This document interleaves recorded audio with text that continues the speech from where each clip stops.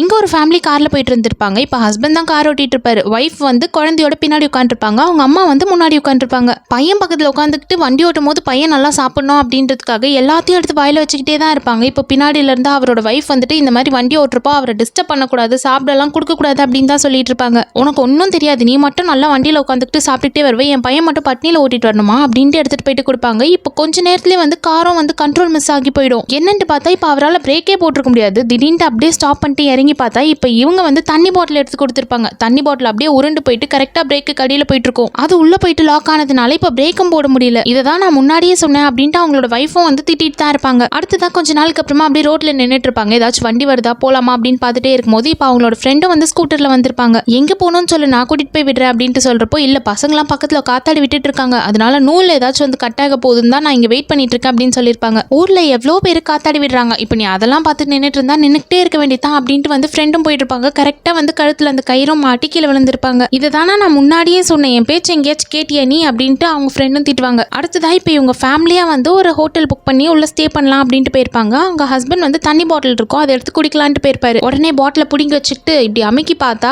காத்து உள்ள இல்ல, ரொம்ப வந்து பாட்டிலே பிளாஸ்டிக் வளவலன்னு இருக்கு. அப்படின்னா இந்த தண்ணியை குடிக்க கூடாதுன்னு சொல்லுவாங்க. ஏன் அப்படின்னு கேட்கிறப்போ, இப்போ ஊருக்குள்ள வந்து வைரஸ் ஸ்ப்ரெட் பண்ணணும் அப்படின்றதுக்காக இன்ஜெக்ஷன் வழியா இந்த மாதிரி தண்ணி பாட்டில ஏதோ வைரஸ்லாம் கலந்துடுறாங்க, அதனால அதையும் பார்த்து தான் குடிக்கணும் அப்படின்னு சொல்லியிருப்பாங்க. ஹோட்டல் பெட்ல அப்படியே போயிட்டு உட்காருவாங்க. பெட்ஷீட்டை மாத்தினாங்களா இல்லையான்னு கூட தெரியல. மாமியாரையும் ஹஸ்பண்டையும் மறுபடியும் போட்டு நல்லா திட்டிட்டு இருப்பாங்க. இந்த மாதிரி வந்து ஒருத்தர் யூஸ் பண்ணிட்டு போன பெட்ஷீட்டை அதை மாத்தாமலே யூஸ் பண்றதுனால எவ்வளவு ஸ்கின் ப்ராப்ளம்ஸ்லாம் வரும் தெரியுமா, இதை மாத்தினாங்களா என்னன்னு கூட உங்களுக்கு தெரியல, அப்படியே போயிட்டு உட்காந்துட்டீங்க அப்படின்னு தான் திட்டுவாங்க. ஒரு கஸ்டமர் இருந்துட்டு போனதுக்கு அப்புறமா கண்டிப்பா எல்லாத்தையும் கிளீன் பண்ணி தான் நம்மளுக்கு கொடுப்பாங்கன்னு சொன்னாலும் வந்து கேட்கறது கிடையாது. அதெல்லாம் அப்படி கிளீன் பண்ணிடுவாங்கன்னு நம்ப கூடாது, நம்ம கன்ஃபார்ம் பண்ணிக்கணும் அப்படின்னு சொல்லுவாங்க. இப்போ ஆரம்பத்துல இவங்க பேசுறது சொல்றதெல்லாம் கேட்கும் போது எல்லாருக்குமே வந்து கோவம் வரும். எல்லாத்துக்கும் ஏதாச்சும் ஒரு குறை, எல்லாத்துக்கும் ஏதாவது ஒன்று கண்டுபிடிச்சிட்டே தான் இருக்கா அப்படின்ட்டு தான் தோணும். ஆனா கடைசியில என்னமோ அவங்க சொல்றது தான் கரெக்டா இருக்கு.